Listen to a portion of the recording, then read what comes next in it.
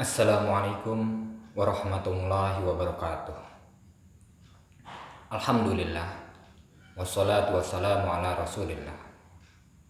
Allah subhanahu wa ta'ala berfirman, wa man taba wa amila salihan fa innahu yatubu ilallahi mataba. Barang siapa yang bertaubat dan beramal soleh, maka sungguh ia telah bertaubat dengan taubat yang sebenar-benarnya. Quran Surat Al-Furqan ayat 71.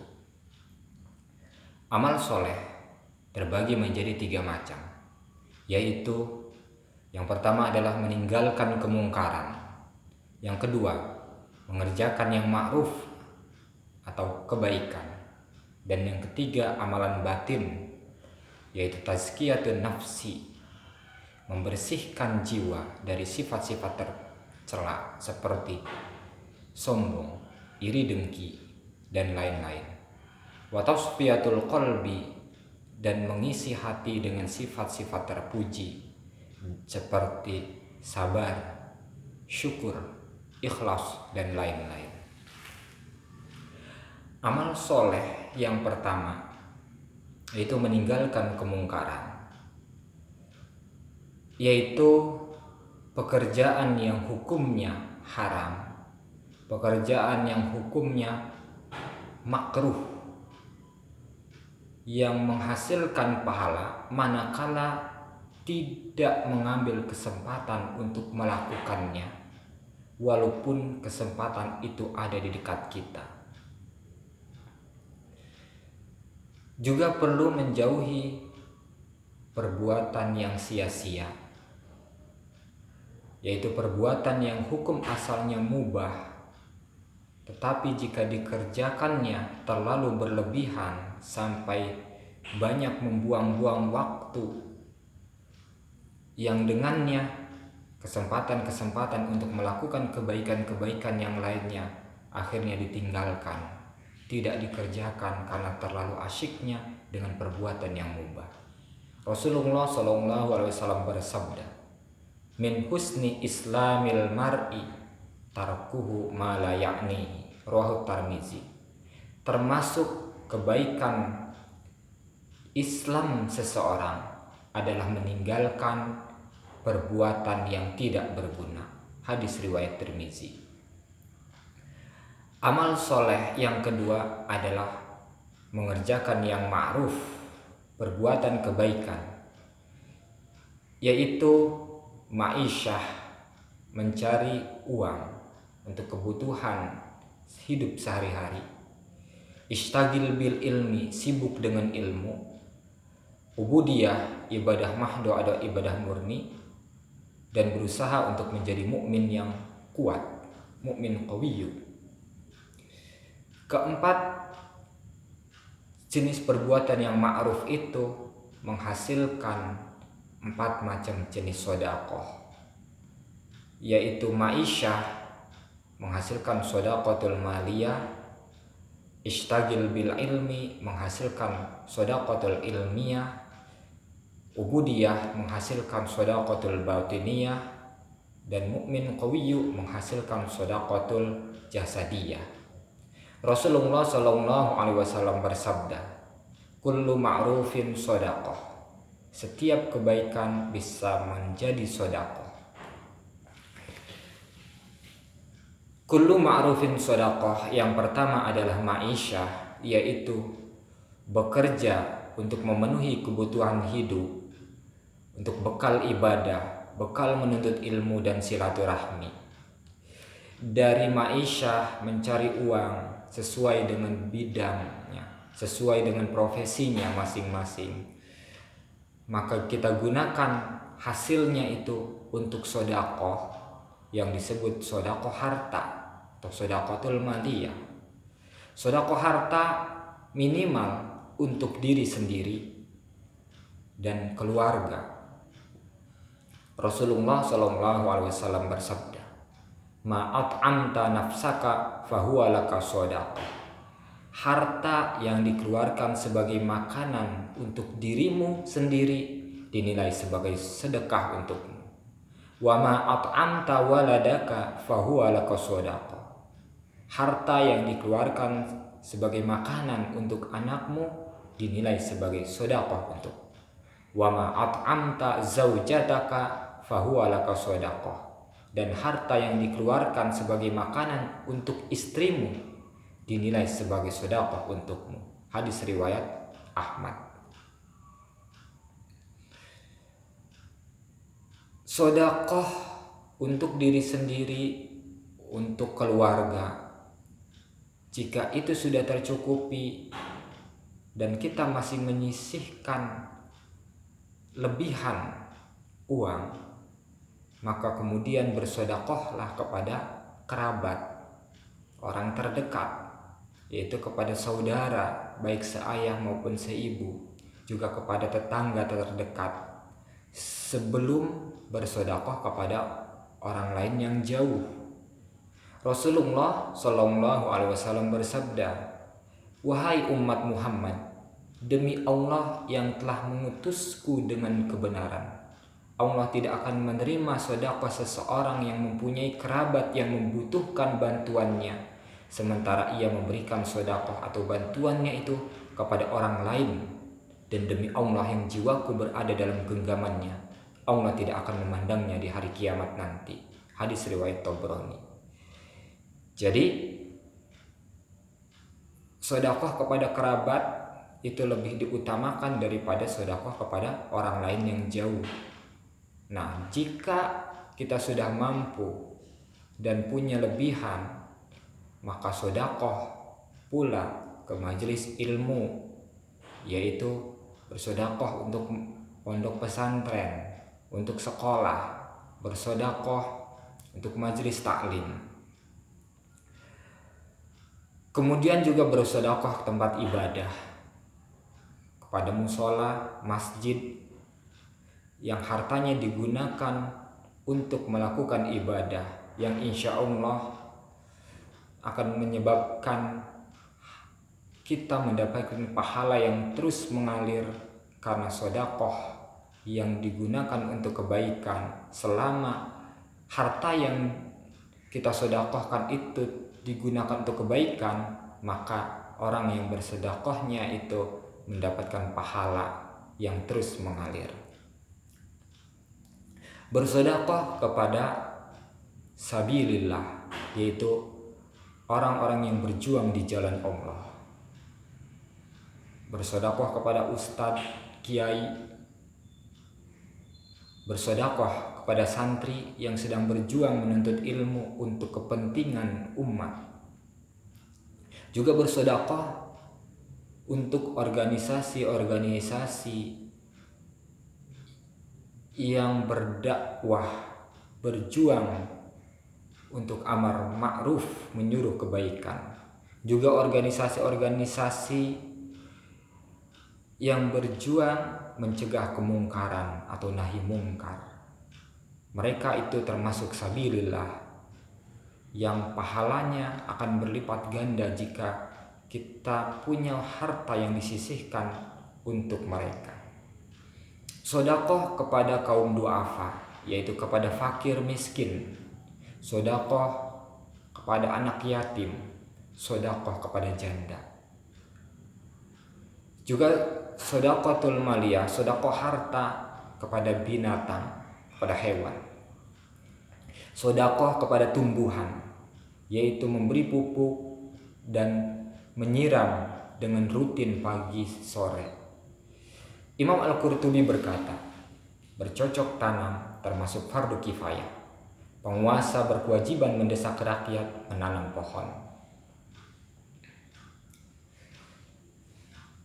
Nah, itu adalah ma'isyah sebagai perbuatan ma'ruf yang kemudian menghasilkan shadaqatul maliyah. Sabda Nabi SAW, "Man kana lahu malun falyatasaddaq bimalihi." Barang siapa yang mempunyai harta, maka bersedekahlah dengan hartanya.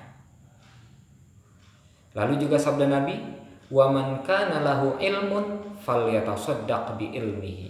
Barang siapa yang mempunyai ilmu, maka bersedekahlah dengan ilmunya. Ishtagil bil ilmi merupakan perbuatan ma'ruf. Sibuk menuntut ilmu dengan banyak menulis, membaca, menghafal, dan berusaha memahami. Itu termasuk perbuatan ma'ruf yang sangat berguna. Jika ilmunya ilmu dunia, itu akan berguna untuk bekal bermaisha. Ilmu agama berguna untuk kehidupan akhirat yang kekal abadi. Ilmu spiritual untuk jiwa yang sehat, yang tenang dalam menjalani kehidupan di dunia maupun menjalani ibadah. Afdalut turuqi tariqatut ta'limi wa ta'allumi. Tariqat yang paling utama adalah belajar dan mengajar. Maka sesudah sibuk dengan mempelajari ilmu, maka sedekahkanlah ilmunya. Dengan apa sedekah ilmu? Yaitu dengan lisan, menjelaskan ilmu, dengan tulisan, dan juga dengan qudwah hasanah, yaitu kita mengamalkan ilmu yang sudah kita pelajari, dan dengan kita mengamalkannya, lalu ada orang-orang yang melihat amalan kita, menjadikannya sebagai contoh, mengikutinya apa yang kita kerjakan sesuai dengan ilmu yang kita pelajari, maka itu termasuk qudwah hasanah. Rasulullah SAW bersabda, "Man dalla ala khairin falahu mislu ajri fa'ilihi." Rawahu Muslim. Barang siapa yang menunjuki kepada kebaikan, maka dia akan mendapatkan pahala seperti pahala orang yang mengerjakannya. Mandalla menunjuki ala khairin, yaitu bisa dengan lisan, dengan tulisan, atau dengan qudwah hasanah. Perbuatan ma'ruf yang ketiga adalah ubudiyah, ibadah mahdoh, yaitu berupa sholat, puasa, haji dan umroh. Juga berupa wirid, yang termasuk wirid adalah zikir menyebut asma dan sifat Allah. Termasuk wirid adalah doa, sholawat, istighfar, membaca Al-Quran. Nah, ibadah mahdoh pun bisa menjadi shadaqatul batiniyah, sedekah batin, yaitu dengan cara mengirim pahala dari apa yang kita kerjakan. Membaca Yasin pahalanya untuk terutama orang-orang yang sudah meninggal. Juga amal apapun ibadah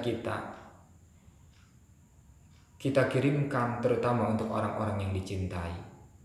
Sesudah beribadah kita ucapkan Rabbana taqabbal sawaba. Ya Allah, terimalah pahala tersebut. Sawaba zalika ila, sebutkan nama yang kita tuju, yang kita cintai. Atau Rabbana taqabbal sawaba zalika li jami'il muslimin wal muslimat wal mu'minin wal mu'minat. Kirim pahala kita untuk kaum muslim muslimat wal mu'minat. Ucapkan itu sesudah melakukan ibadah, apapun bentuk ibadahnya.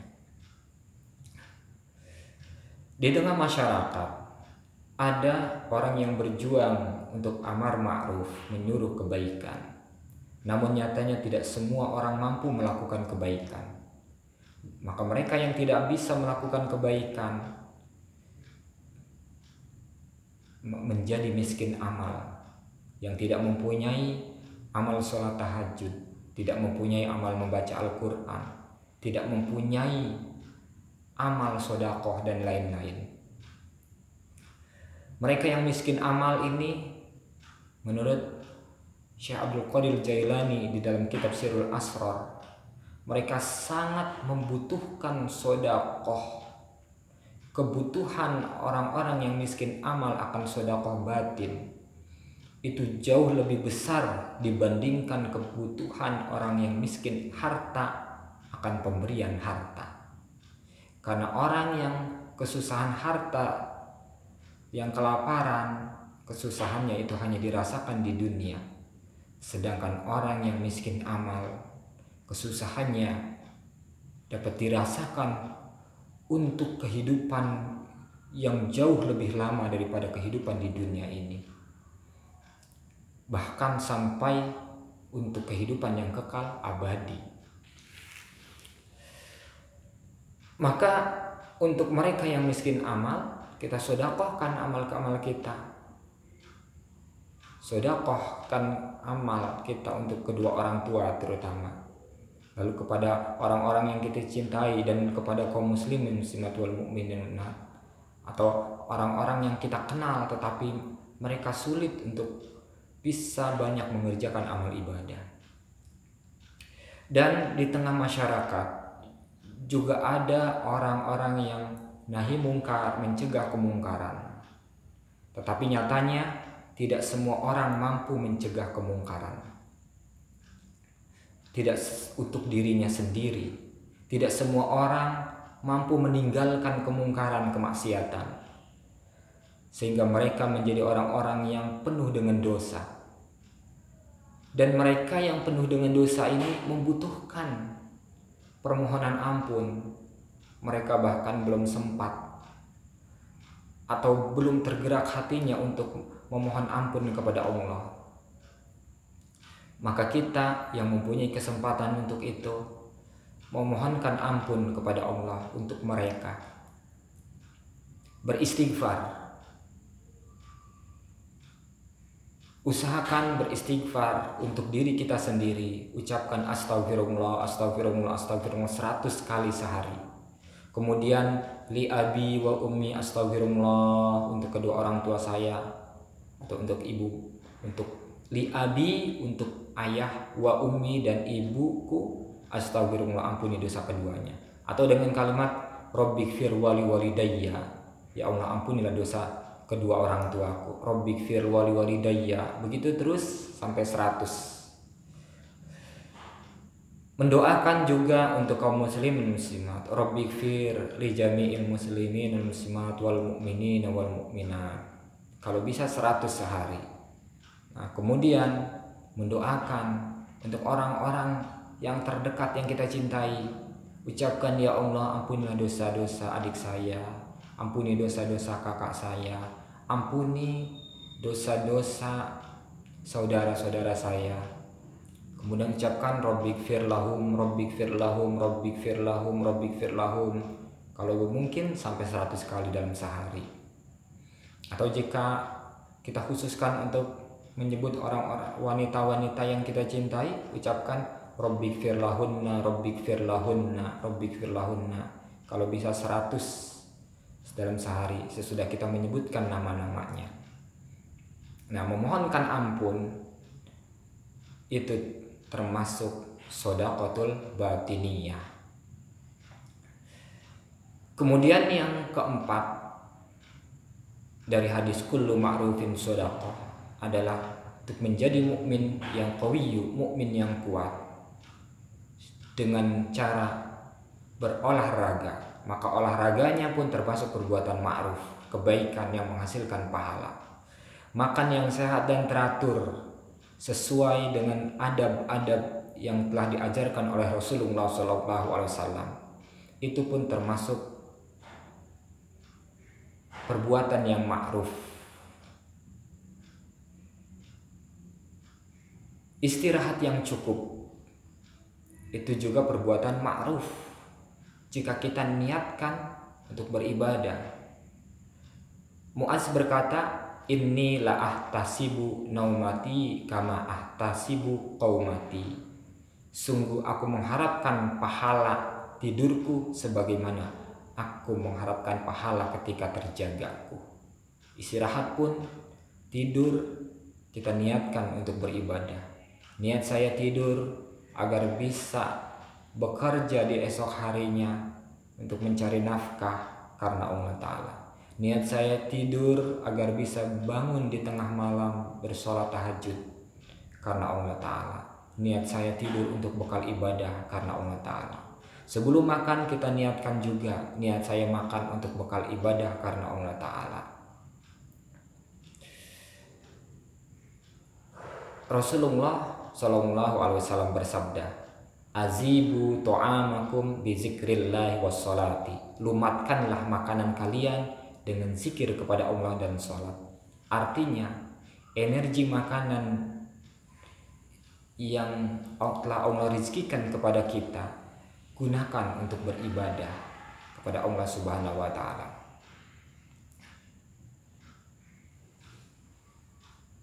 Menjadi mukmin yang qawiyu, kalau kita sudah punya kekuatan, maka gunakan kekuatan kita untuk melakukan kebaikan.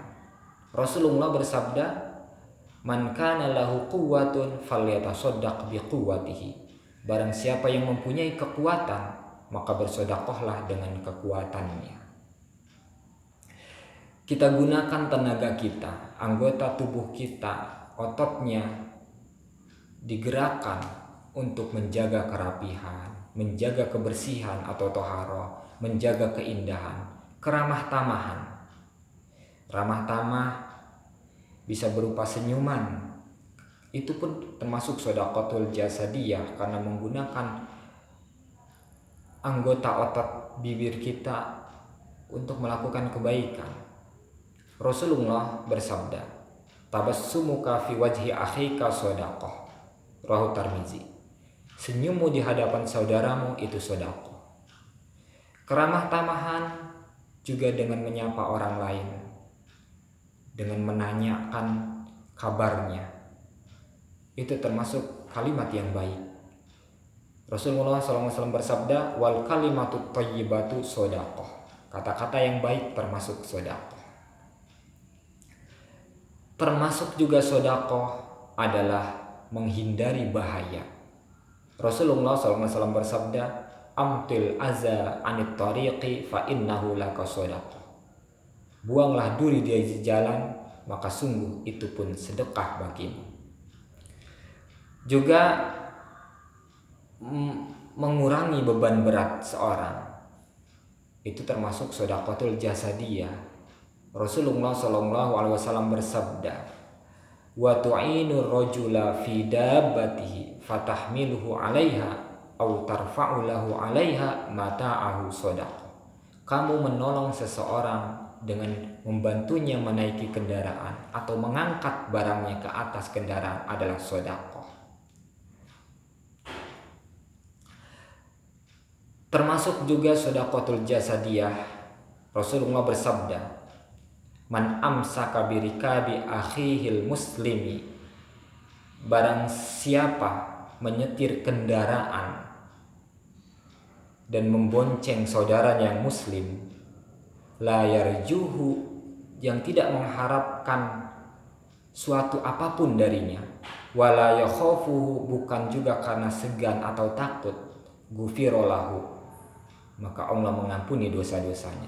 Rawahu Tabrani an Ibnu Abbas. Jadi jika kita sedang mengendarai kendaraan lalu melihat ada orang lain yang sedang berjalan kaki, dan apalagi kita tahu dia akan melakukan perjalanan yang jauh, maka ajaklah dia menaiki kendaraan kita. Itu termasuk sedekahul jasadiyah. Jadi ada perbuatan yang disebut perbuatan ma'ruf yang disebut ma'isyah, kemudian menghasilkan sedekahul maliyah. Ishtagil bil ilmi, sibuk menuntut ilmu, menghasilkan sedekahul ilmiyah, yaitu dengan mengajar. Ubudiyah menghasilkan sedekahul batiniyah, dan berusaha menjadi mukmin yang kuat dengan olahraga, makan sehat dan teratur, dan istirahat yang cukup, lalu tenaganya kita sedekahkan, yang disebut sedekahul jasadiyah. Ini yang sabda Nabi, "Man kana lahu malun falyatasaddaq bimalihi." Barang siapa yang mempunyai harta maka bersedekahlah dengan hartanya. Wa man kana lahu ilmun falyatasaddaq bi ilmihi. Barang siapa yang mempunyai ilmu maka bersedekahlah dengan ilmunya. Wa man kana lahu quwwatun falyatasaddaq bi quwwatihi. Barang siapa yang mempunyai kekuatan maka bersedekahlah dengan kekuatannya. Nah, dalam surat Al-Imran ayat 110 disebutkan, firman Allah, kuntum khaira ummatin ukhrijat linnasi ta'muruna bil ma'rufi wa tanhauna 'anil munkar.